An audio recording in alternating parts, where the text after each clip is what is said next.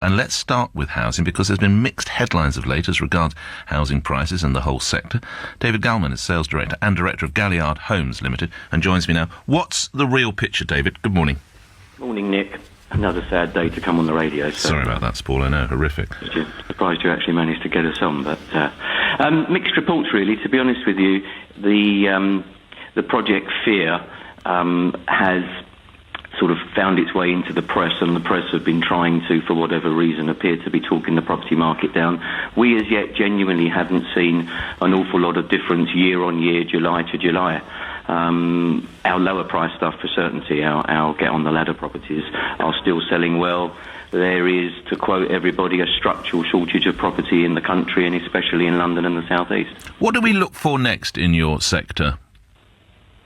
I think we look for a lot more construction of affordable housing, be it affordable housing by developers be able to build and or convert properties at the right kind of price level to allow people to get in.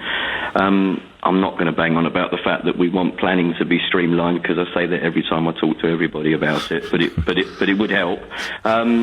Limited development's helping enormously because it's allowing us to get planning quickly on redundant buildings and convert them into small micro units, perfect for the first time buyer. They can afford it, they can get a mortgage on it, and they can get on the ladder at last. Galliard Homes is London's second largest house builder. How much is London its own environment, though? How different is the picture in the rest of Britain, would you say? Yeah, I think we do. We do live in a bit of a bubble, and I think there is this, as I say, there's this huge demand, which is always going to outstrip supply, and it's more concentrated in London and the South East. We've been concentrating on areas that are 35 to 40 minutes on the fast train from London, and we found that that's where young people are looking to live, so that they're close enough to get to work, and they're able to afford it. It's very difficult to afford central London, for sure. Lastly, if you were a betting man, would you bet on house prices taking a little bit of a knock, staying stable, or continuing to rise, but perhaps not at those giddy rates we saw of a few months ago? I think a bit of stability. I think central London's come off anyway, and it has done since the budget, since the stamp duty, since the tax changes.